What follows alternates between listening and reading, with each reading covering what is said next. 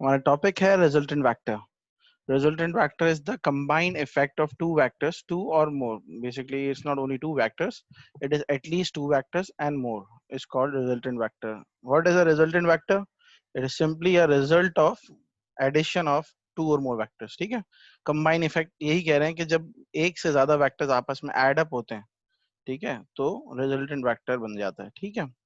अच्छा, addition and subtraction both. Subtraction में दिखाऊंगा एडिशन के बाद कि कैसे सब्ट्रैक्शन कहलाती है. ठीक है. Ansh, you have raised your hand. Please tell me what's the question.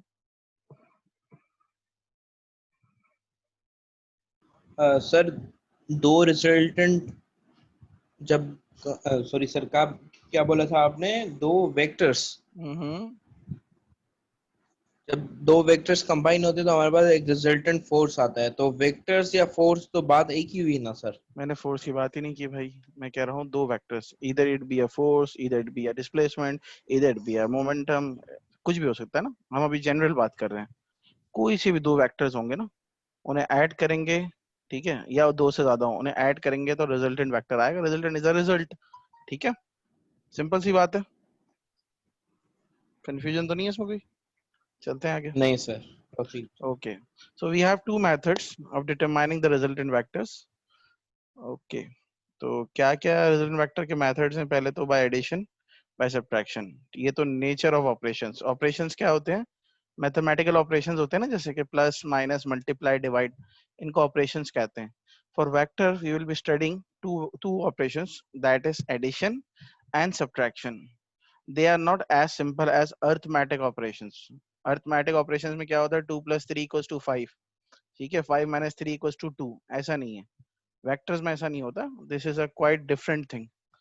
कैसे कैलकुलेट करेंगे देख लेते हैं. सबसे पहला मेथड है पैरेललोग्राम मेथड. अच्छा, सिर्फ नॉलेज के लिए बता रहा हूँ. We have multiplication of vectors also, but this is not in our course, तो we will not study that. Normally काफी स्टूडेंट्स को पता होता है तो वो पूछ रहे होते हैं. तो मल्टीप्लिकेशन होती है वेक्टर्स की, बट हमारे कोर्स में नहीं है. ठीक है. हम सिर्फ एडिशन एंड सब्ट्रैक्शंस देखेंगे, जिसकी वजह से हम रिजल्टेंट निकालेंगे. सबसे पहला मेथड है पैरेललोग्राम मेथड. पैरेललोग्राम क्या है? It's a kind of shape. ठीक है. मैथमेटिकल ज्योमेट्रिकल शेप है. इस मेथड का नाम पैरेललोग्राम मेथड क्यों है, ये बताने की भी एक वजह. क्योंकि इसके अंदर जब हम एडिशन करते हैं वेक्टर्स की, जब ड्रॉ करते हैं वेक्टर्स को, तो एक पैरेललोग्राम बन जाता है हमारे पास. कैसे बनता है? Let's see. If two vectors are at certain angle, which is vector a is this one. मेरा कर्सर नजर आ रहा होगा आपको. this is vector a, vector b is this one here. ठीक है. at the bottom. if two vectors are at certain angle, then parallelogram method is used to find the resultant vector. इससे एक बात तो कंफर्म हो गई कि हमारे पास पैरेललोग्राम मेथड की लिमिटेशन है. क्या है limitation? It can only be sir applied to two vectors. Yes. Sir इसकी रिजल्टेंट वेक्टर की वैल्यू फाइंड करते हैं ना कि कितने सेंटीमीटर है. बिल्कुल बेटा, ऐसे ही है. एक बात हमेशा याद रखना, हमेशा सिर्फ इस क्लास के लिए नहीं, किसी भी क्लास के लिए, जब तक इंस्ट्रक्टर बात कंप्लीट ना करे ना, क्वेश्चन नहीं क्या करो. उससे पता क्या होता है, बाकी बच्चे जो समझ रहे होते हैं ना, वो फौरन से लूज कर जाते हैं इनसाइट. ठीक है. आपका सवाल सही है. क्या कहते हैं खुबैब, उसमें हम वैल्यू निकालेंगे. बिल्कुल बेटा. ये किसी ने मार्किंग की है यहाँ पे, स्क्रीन पे हटा दें प्लीज. ये डिस्टर्ब कर रही है marking. Please remove it. Just give me a second, I am attending a important call. 1 minute देना बस मुझे. Sorry for the disturbance.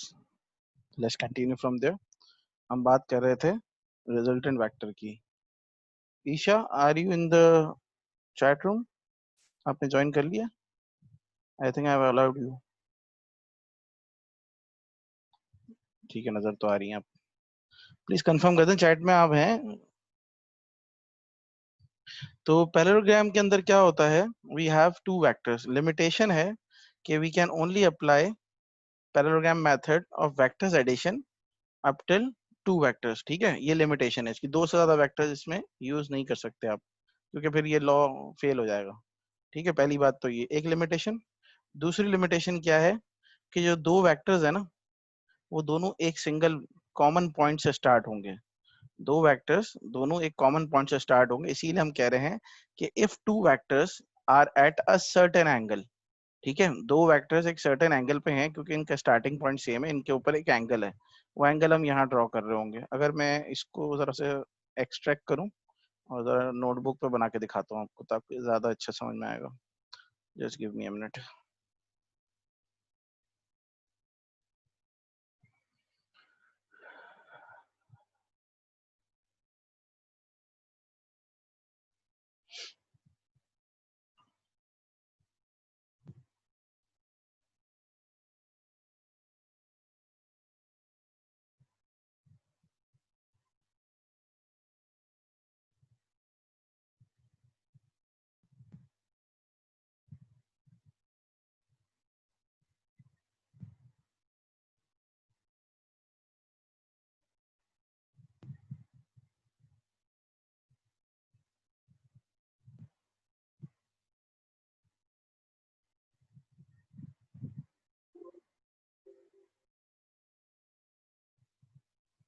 आप लोग को स्क्रीन पे वन नोट दिख रहा है?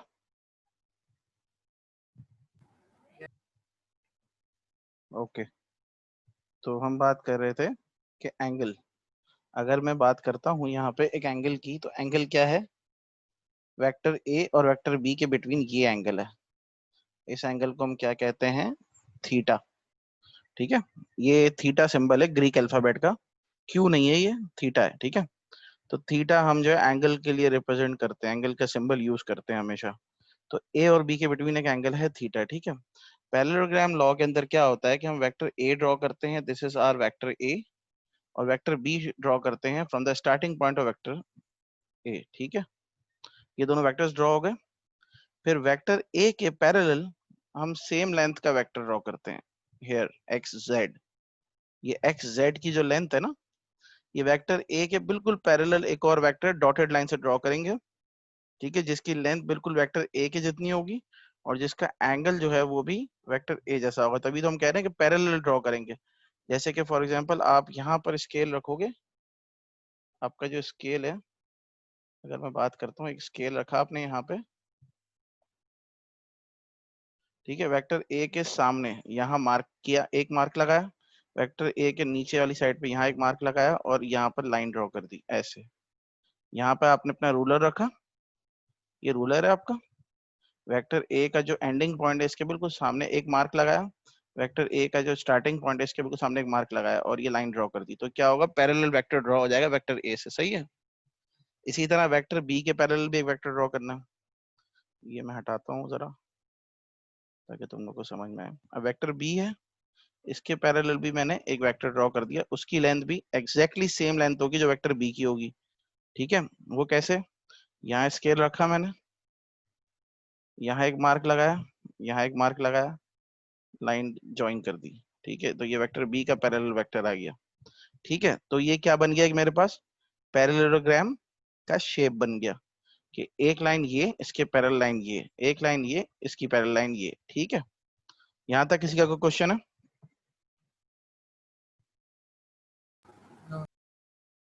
किसी का क्वेश्चन नहीं है? Everybody is clear about it? No sir. Okay, अच्छा, अब हम क्या करेंगे? अब हम फाइंड करेंगे resultant of these two vectors. किसी ने कोई क्वेश्चन किया है चैट में? आर्क लाइन, यार आर्क लाइन नहीं ईशा, स्ट्रेट स्केल से बना दो ना। आर्क लाइन ड्रॉ करोगी फिर उसमें एरर आने के चांस है ना। आर्क लाइन तो कैसे ड्रॉ करते हैं? दो दो पॉइंट से आर्क लाइन ड्रॉ करते हैं ना, जब बाइसेक्शन करते हैं ना तब आर्क लाइन ड्रॉ करते हैं। यहाँ पे आपको सिंपली क्या करना है? पैरेलल लाइन ड्रॉ करनी है, स्केल रखो, एक मार्क लगाओ ऊपर का, एक नीचे का, लाइन को ज्वाइन कर दो। ठीक है, हम फिजिकल क्लासेस लेंगे ना, उसमें और ज्यादा बोर्ड पे भी आराम से बता दूंगा तुम्हें। ठीक है, याद दिला देना। ओके, तो अब हमारे पास आ गया resultant. How we will calculate the resultant? It is very much easy. आपने सिर्फ डायगोनल ड्रॉ करना है। डायगोनल कहाँ है भाई? ये रहा diagonal, this is our diagonal. इसका कलर मैं चेंज कर देता हूँ जरा ताकि तुम लोग को देखने में आसानी रहे। ग्रीन कलर से डायगोनल ड्रॉ करते हैं हम, ये। ठीक है, this is our diagonal. Diagonal यहाँ से स्टार्ट होगा, यहाँ तक एंड होगा ऐसे। ये डायगोनल की जो लेंथ होगी ना, ये रिजल्टेंट वेक्टर की लेंथ होगी। ठीक है भाई, क्लियर है सबको? यहाँ तक डायगोनल की जो लेंथ है वो क्या है? रिजल्टेंट वेक्टर की लेंथ है। और डायगोनल का एंगल कहाँ से आएगा? लेंथ तो आ गई। लेंथ क्या होता है? मैग्नीट्यूड होता है वेक्टर का। वेक्टर की डायरेक्शन भी तो होती है। डायरेक्शन कहाँ से आएगी? डायरेक्शन आएगी यहाँ से। ये जो वेक्टर है ना भाई, ये एक्स एक्सिस से कितना एंगल बना रहा है? ये थीटा। पहले हमने ए और बी का थीटा बनाया था, वो ये वाला था। यहाँ पर आर वेक्टर एक्स एक्सिस, ये एक्स एक्सिस है ना, अगर मैं यहाँ ग्राफ ड्रॉ कर दूं तो ये एक्स एक्सिस है, ये वाई एक्सिस है। ठीक है, तो डायगोनल डायगोनल की जो लेंथ है वो ये है, this is the magnitude of R, और जो एंगल होगा this is the direction of R. तो हमारे पास रिजल्टेंट वेक्टर आ गया। यहाँ तक सबको क्लियर है?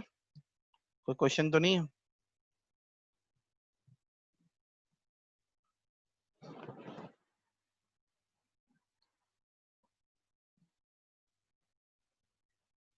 Hello, any question?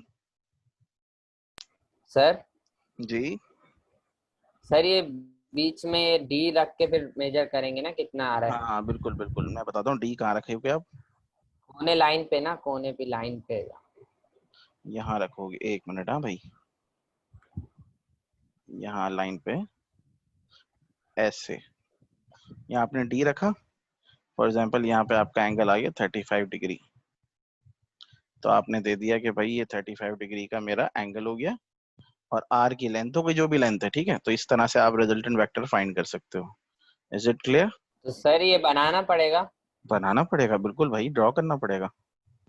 ग्राफ पूरा? आया हुआ पूरा पूरा, जैसा सवाल पूछा गया हो एग्जाम में उस हिसाब से। ठीक है, सर ये भी हो सकता है ना, ये बना हुआ हो, आप सिर्फ डिग्री फाइंड करना हो, एंगल फाइंड करना हो। कुछ भी आ सकता है ना, जाहिर है। वो आपसे हो सकता है ये दोनों वेक्टर्स दे दे, आर पूछ ले, आर दे दे, ए पूछ ले, A B they they, are they दे, ए पूछ ले, ए और आर दे दे, बी पूछ ले, कुछ भी हो सकता है। दे कैन मैनिपुलेट, लेकिन we need to study the whole thing. ठीक है, जैसा आएगा फिर हम पास पेपर्स में ओके। देखेंगे।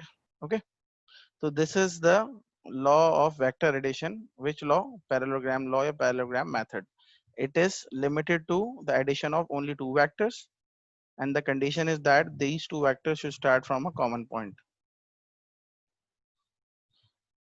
R कैसे फाइंड करेंगे अंश? आज R स्केल से फाइंड करेंगे। लेंथ मेजर कर लो। R नजर आ रहा है ना यहाँ पे? स्केल रखो और उसकी लेंथ निकाल लो। अभी दिखा देते हैं यार। यहाँ पे आपने रखा अपना स्केल। 2 इंच है ठीक है भाई, यहाँ से आपने देख लिया भाई ये स्केल की रीडिंग्स हैं। सर, 2 इंच है। कैसे? तुमने टेप लगाई हुई है स्क्रीन पे?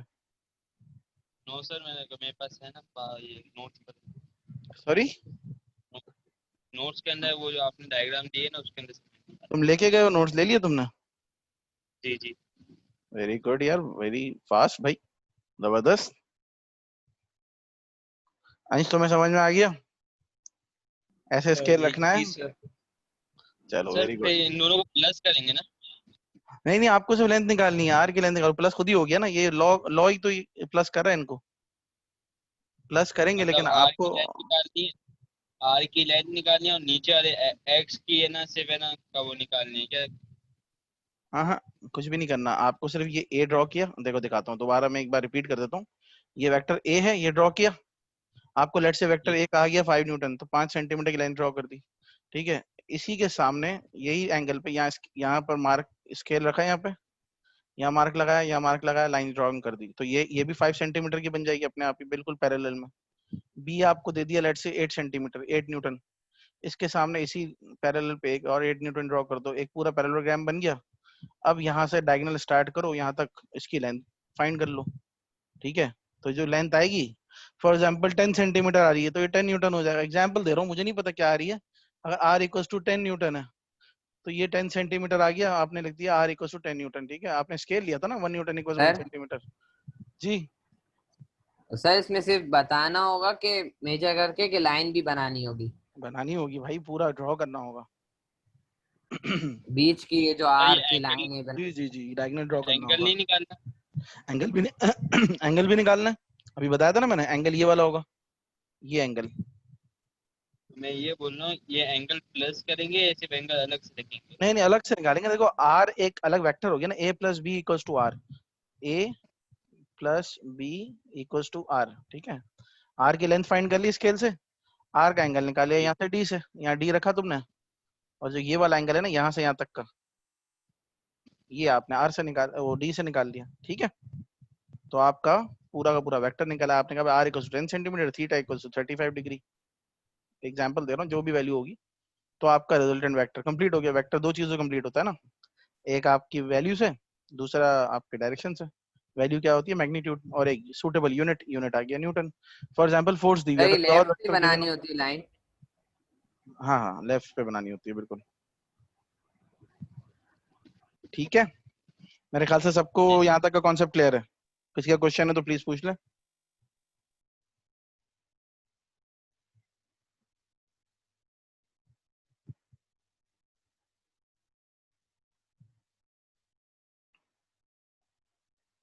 सर क्लियर है। Clear, okay.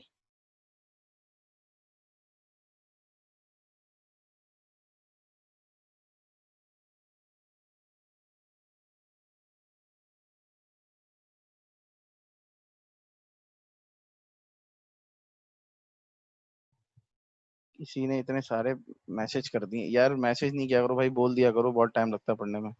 आप खुद से ऐड करें और फिर सॉल्व करके बताएं, फिर ज्यादा क्लियर हो जाएगा। अंश इसमें क्या क्लियर नहीं हो रहा है, बिल्कुल सिंपल सी बात की है, सारी वैल्यूज भी दे दी मैंने, ऐड भी कर दी वैल्यूज, और क्या बताऊं मैं। देखो तो सही तुमने। मेरा मतलब ये है कि सर इधर ये पैरेलल लाइंस है ना, क्योंकि वो हम्म एरो दिए हुए हैं। अगर ये डिफरेंट वैल्यूज हो, मतलब डिफरेंट फोर्सेस हो या डिफरेंट वेक्टर क्वांटिटीज हो, हम्म। तो उनका फिर उसी हिसाब से ही होगा ना। उनका कोई अलग अलग मेथड नहीं है। नहीं, बिल्कुल जो भी दो होनी चाहिए, बस वेक्टर्स दो होने चाहिए, उसी तरह ऐड होंगे। ये याद रखना, तीन वेक्टर नहीं हो सकते इसमें डील, ठीक है। तीन वेक्टर्स के लिए एक और लॉ है, वो मैं आगे बताता हूँ। सर ये कैसे पता ठीक, चलेगा कि शेप कौन सा बनाना है? शेप यही बनाना है ना, पता क्या चलेगा, एक ही शेप है, अच्छा। यही बनाना है। अच्छा, हमेशा है ना इस तरह से, बिल्कुल ही हाथ में प्लेट में हलवे की तरह नहीं होगा ये सवाल, कि भाई वेक्टर ए ऐसा है, वेक्टर बी ऐसा है। आपको हो सकता है कि इस तरह का क्वेश्चन गिवन हो। फॉर एग्जाम्पल, आपको एक वेक्टर दिया हुआ है, ये वेक्टर ए, ठीक है। आपको कहा है कि भाई ये वेक्टर ए है, ये 5 न्यूटन का है, और इसका जो एंगल है ना, ये लेट से 25 डिग्री का है। और एक वेक्टर बी गिवन होगा आपको, फॉर एग्जाम्पल ऐसे, यहाँ ये दे दिया आपको 6 न्यूटन का, और इसका एंगल आपको कह दिया कि भाई ये एंगल जो है वो है 0 डिग्री, फॉर एग्जाम्पल। अब ये तो अलग अलग जगहों पे दिए हुए हैं। आप कहोगे भाई अलग अलग जगहों पे तो नहीं होते, हमें तो वेक्टर ऐड करने के लिए एक साथ स्टार्ट कराना होता है ना। तो अब हम क्या करें, तो इस केस में आपको एक कॉन्सेप्ट दे रहा हूँ, कि कोई भी वेक्टर होगा ना, जरा ध्यान से सुनना, कोई भी वेक्टर होगा ना, it can be displaced parallel to itself. अब इसका क्या मतलब हुआ भाई, इसका मतलब ये हुआ कि वेक्टर को आप कहीं भी मूव करा सकते हो। जैसे वेक्टर ये वाला है ना, ये 6 न्यूटन का, इसको मैं यहाँ भी ड्रॉ कर सकता हूँ, यहाँ भी ड्रॉ कर सकता हूँ, यहाँ भी ड्रॉ कर सकता हूँ। क्यों?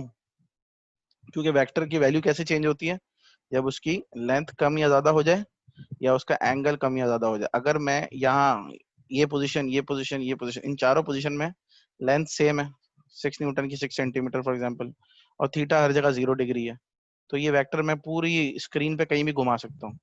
तो इससे आसानी क्या हो जाएगी मुझे भाई, आसानी हो जाएगी कि जो मुझे ये स्प्रेड हुए हुए वेक्टर मिले ना, दोनों ए और बी, 5 न्यूटन और 6 न्यूटन के, मैं इनको एक साथ बना सकता हूँ। कैसे बना सकता हूँ भाई, theta equals to for example 60 degree, मैंने 25 लिखा था, कम हो जाएगा, 60 डिग्री। और यहाँ पे मुझे दिया वेक्टर बी, ठीक है, 6 न्यूटन, थीटा इक्वल्स टू, इसको दे देता हूँ मैं 20 डिग्री, जीरो नहीं देता बिल्कुल, ये वो स्क्वायर हो जाएगा, ठीक है। ये दो दे दिए ना। अब मैं क्या कर सकता हूँ, मैं इनको पैरेलल इनके डिस्प्लेस कराऊंगा, देखता हूँ कैसे पैरेलल डिस्प्लेस होते हैं। 2 मिनट देना अभी, ये वैल्यूज मिटा रहा हूँ मैं, 60 और 20 याद रखना बस।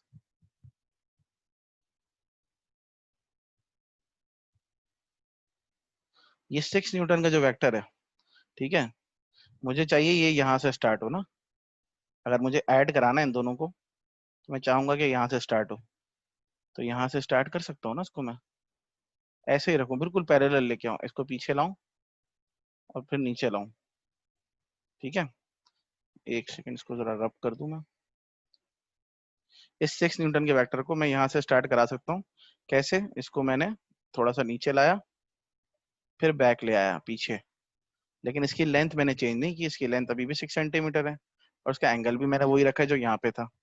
ठीक है, तो जरूरी नहीं है आपको ज्वाइन होके मिले, आपको ज्वाइन करने होंगे, बस आपको फर्क ये रखना है कि आपको इसका ना एंगल चेंज करना है, लेंथ चेंज करनी है। ठीक है, अब मैंने क्या किया भाई, मैं इसको यहाँ ले आया, ये एग्जाम्पल बना रहा हूँ ताकि अंश का भी क्वेश्चन क्लियर हो जाए।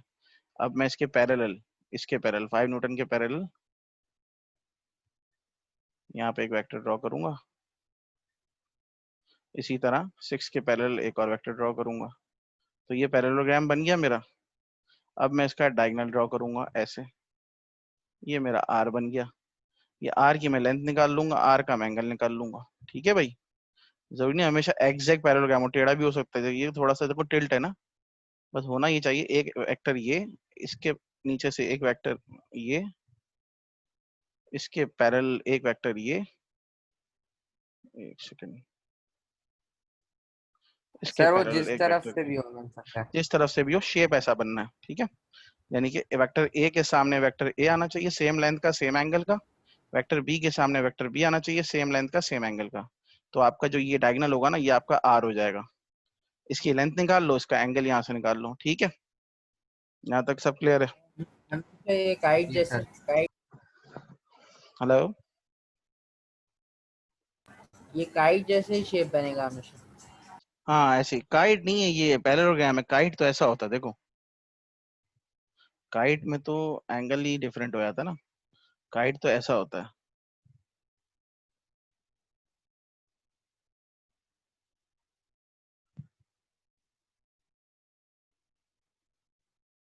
एक मिनट यार, जरा स्क्रीन प्रॉब्लम कर रही है मेरी। ये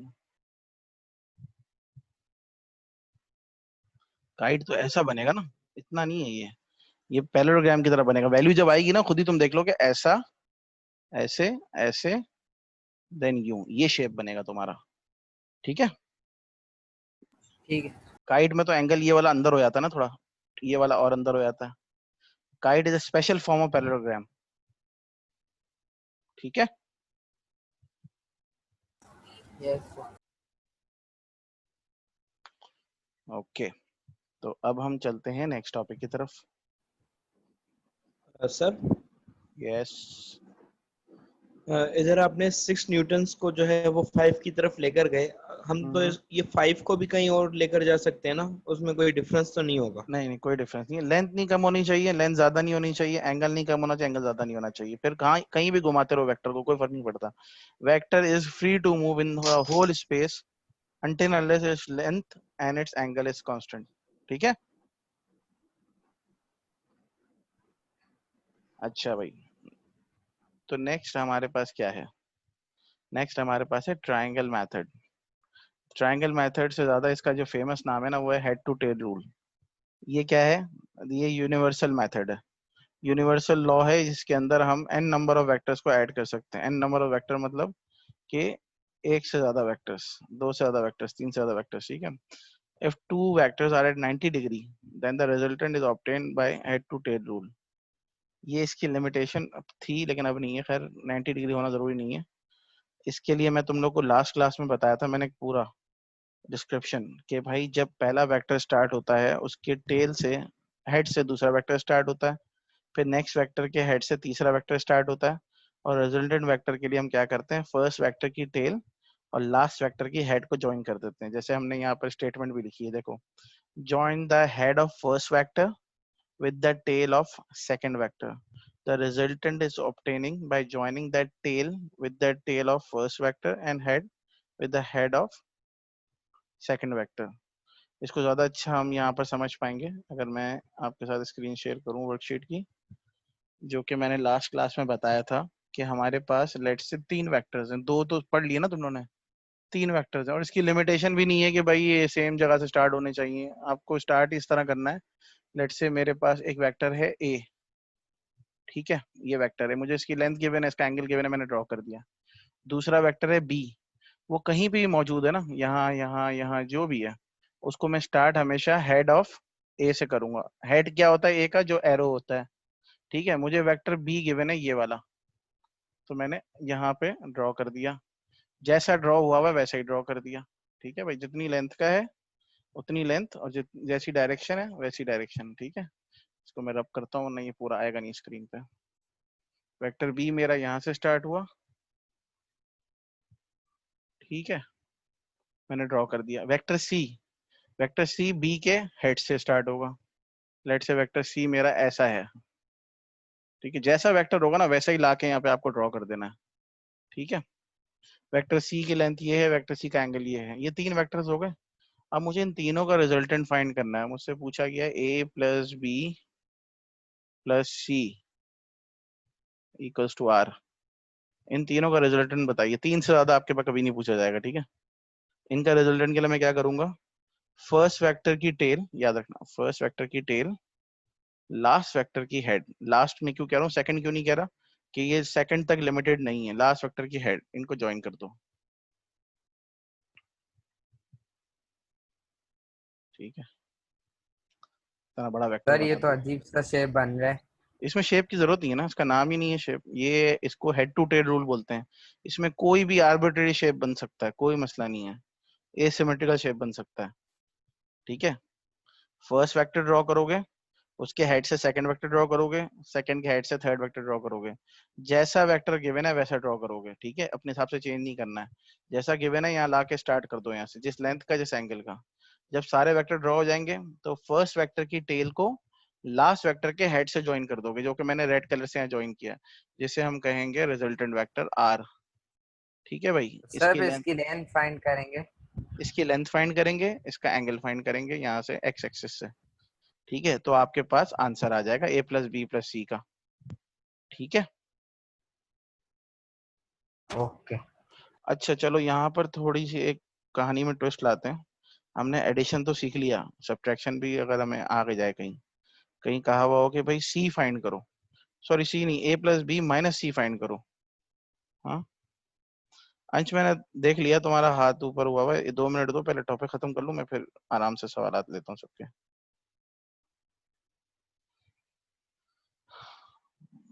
आपको कहा गया भाई A plus B minus C for example. ठीक है, अब माइनस सी कहाँ से लाओगे, मतलब प्लस भी कर सकते हैं वेक्टर में, माइनस भी कर सकते हैं। ये बेटा ये एरो ना ड्रॉ करो प्लीज, ये हटा दो स्क्रीन से ताकि मैं एक्सप्लेन कर पाऊँ। Thank you. तो माइनस सी के लिए क्या करना है, याद रखना, किसी भी वेक्टर को अगर माइनस बनाना हो ना तो कुछ भी नहीं करते, सिर्फ उसकी डायरेक्शन ऑपोजिट कर देते हैं। ठीक है, उसका एरो ऑपोजिट साइड पे लगा देते हैं, तो वेक्टर खुद ब खुद माइनस हो जाता है। यहाँ वेक्टर प्लस सी है ना मेरे पास, ये जो वेक्टर गिवन है ये प्लस सी है। तो इसको अगर मुझे माइनस सी करना होगा ना तो मैं क्या करूंगा, इसका एरो हटा दूंगा यहाँ से। ये एरो मैं यहाँ से रिमूव करता हूँ,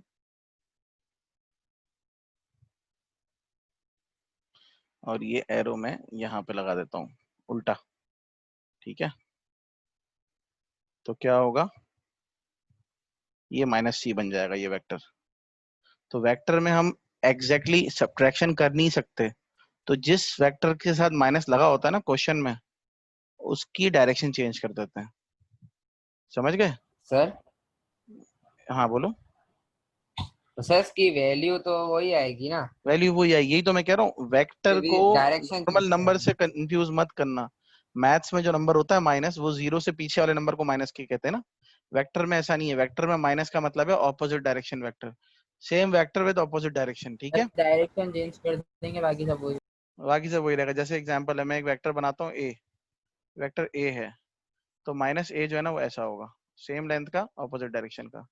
ठीक है, तो जैसे मुझसे पूछा गया भाई ए प्लस बी माइनस सी निकालो, तो मैं क्या करूंगा, मैं इसको लिखूंगा ए, ध्यान से देखना, प्लस बी प्लस माइनस सी। ठीक है, ये भी ए प्लस बी माइनस सी हो गया ना। तो वेक्टर में एडिशन नाम की कोई चीज नहीं, सब्ट्रैक्शन नाम की कोई चीज नहीं होती, सिर्फ एडिशन ही होती है। तो हम क्या करते हैं, जिसको माइनस कराना होता है उस वेक्टर को माइनस बना देते हैं। तो हमने क्या किया, A plus B plus minus C, C को माइनस कर दिया, तो answer A plus B minus C आ जाएगा। ठीक है, हमने क्या किया, यहाँ पर माइनस सी कर दिया, इस वाले को एरो उल्टा करके। अब हम हेड टू टेल रूल लगाते हैं। अब हेड टू टेल रूल कैसे लगाओगे, रिजल्टेंट निकालने के लिए लास्ट वेक्टर की टेल और फर्स्ट वेक्टर की टेल लास्ट वेक्टर का हेड ज्वाइन कर दूंगा।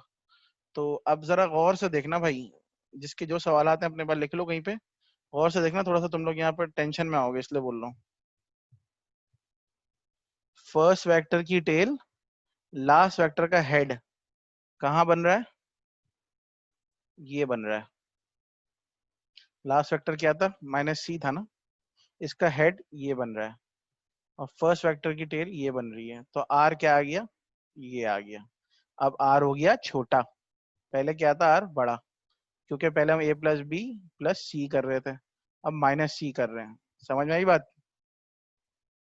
अब सवाल पूछ लो, इसको पूछना। ये तो बी का हेड भी यही है। बी का हेड तो है, लेकिन हमारे पास जो कंडीशन है वो लास्ट वेक्टर के हेड की है। वो जहां भी फॉल कर रहा होगा सर हमने ये वहां पे ऐड करना। सर वैल्यू तो चेंज हो रही है ना। वैल्यू चेंज होगी ना बेटा, जब एक चीज को माइनस करोगे तो जाहिर है प्लस वाली वैल्यू तो नहीं आएगी ना उसकी। तो सर ये ऊपर लाइन बनाएंगे कि सिर्फ वहीं पर नहीं नहीं, ऊपर जोड़ेंगे? नहीं बनाएंगे, वो तो मैं कंपैरिजन के लिए मैंने बनाया था। तो ऊपर ऐसे ही रहेगा? क्या क्या? ऊपर ये सी जो है ऊपर ऐसे हाँ ही हाँ रहेगा, हाँ, ये नीचे? ऐसे रहेगा, ये ऐसे रहेगा। तो जैसा आर अभी बना हुआ है ना, ये a प्लस बी माइनस सी का आर ये है, a प्लस बी प्लस सी का आर जो है ना वो ये वाला है। ठीक है, a प्लस बी प्लस सी का आर जो है वो ये है। अब यहाँ से फिर एंगल निकालेंगे ना? हाँ, अगर a प्लस बी प्लस सी निकालना होगा तो यहाँ से एंगल निकालेंगे, अगर माइनस सी निकालना होगा तो यहाँ से निकालेंगे। ठीक है भाई, ये दोनों मैंने तुम्हें कंडीशन बता दी है, θ1 θ2। ठीक है, एक साथ कभी भी नहीं आएंगी, एक एक करके आएंगी। माइनस वाला आता कम है, लेकिन अगर आ गया तो जाहिर है फिर तुम लोग एग्जाम में बैठ के मुझे याद करोगे, तो इसलिए मैं बता दूं तो ज्यादा बेहतर है ना। ओके ठीक है सर जी, अंश बोलिए। बेसिकली इसमें आपका मतलब यही था कि अगर हमारे पास तीनों प्लस होंगे तो जो सी होगा हमारे पास, उसका जो हेड होगा, उसका एरो जो होगा वो सी मतलब जैसे दूसरों का था वैसा ही होगा। तो उसका जो रिजल्टेंट इसकी जो लाइन होगी वो आर वाली, वो उसकी हायर होगी। अगर हमारे पास सी माइनस में हो गया तो उसका जो एरो एरो होगा वो अपोजिट साइड पे होगा। उसका जो आर की लाइन होगी वो मतलब हमारे पास डिफरेंट मेजरमेंट आएगा। पर बिल्कुल अगर डिफरेंट हमारे है। पास ऐसे हो a माइनस बी, तो उसमें क्या करेंगे अगर माइनस बी हो? क्या क्या दोबारा को? क्या भी हो? शुरू से पूरा। नहीं नहीं, ये वाली लास्ट वाली लाइन बताओ। अगर हमारे पास ये तो हमारे पास है a plus B minus C, hmm, if there was a minus B तो हम क्या करते? a minus B plus C. जी हाँ वही। Very good question. अच्छा सबाहत बेटा, जरा सा गौर करना यहाँ पे, तुम्हारे क्वेश्चन का भी आंसर यहीं पे हो जाएगा अभी। a माइनस बी प्लस सी बोल रहे हो ना? इसको फिर मैं रिमूव करता हूँ जी और माइनस बी करते हैं इसको। बड़ा क्रिटिकल एनालिसिस है तुम्हारा भाई अंश, इससे ज्यादा अंडू हो नहीं रहा, मुझे दोबारा बनाना पड़ेगा मुझे लगता है। चलो इसको थोड़ी सी जुगाड़ लगाते हैं यहाँ पे और यहाँ से मिटा देते हैं। चलो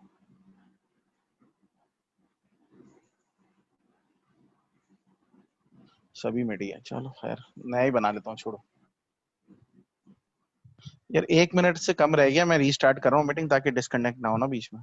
ठीक है, I am just joining in a minute. Sir link यही है। लिंक सेम रहेगा।